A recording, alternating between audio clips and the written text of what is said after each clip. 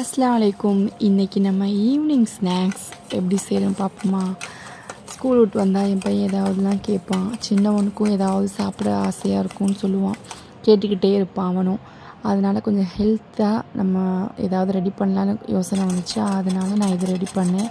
First வந்துட்டு ஒரு cup அரிசி எடுத்து நல்லா வறுத்து எடுத்துக்கோங்க.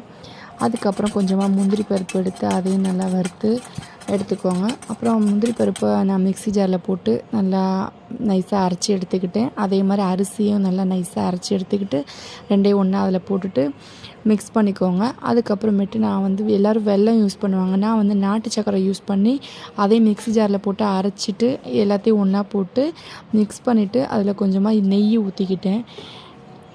தேங்காய் போட்டு அரைச்சா நல்லா அந்த அரைக்கும் போதே நல்லா உங்களுக்கு உருட்டும் நல்லா உருண்டு வரும். ஆனால் வந்து நான் தேங்காய் போடல, ரொம்ப நாள் வைக்க முடியாதுன்னு சொல்லிட்டு அதுக்கு பதில் நெய் ஊற்றி நல்லா மிக்ஸ் பண்ணிட்டு மறுபடியும் மிக்ஸி ஜாரில் போட்டு அரைச்சிட்டு அதோட நான் அதை உருண்டை பிடிச்சி எடுத்து வச்சுருக்கேன். நல்லா உருண்டை பிடிக்கவும் வந்துடுச்சு. ஃபஸ்ட்டு உருண்டை பிடிஞ்சப்போ மிக்ஸி ஜாரில் அரைக்காமல் உருண்டை பிடிச்சப்போ ஒரு மாதிரி உடஞ்சி வந்துச்சு. திருப்பி மிக்ஸி ஜாரில் அரைச்சி போட்டு உருண்டை பிடிச்சேன். இந்த மாதிரி சூப்பராக வந்துருந்துச்சு. எனக்கு ஒரு 25 உருண்டை வந்திருக்குன்னு நினைக்கிறேன்.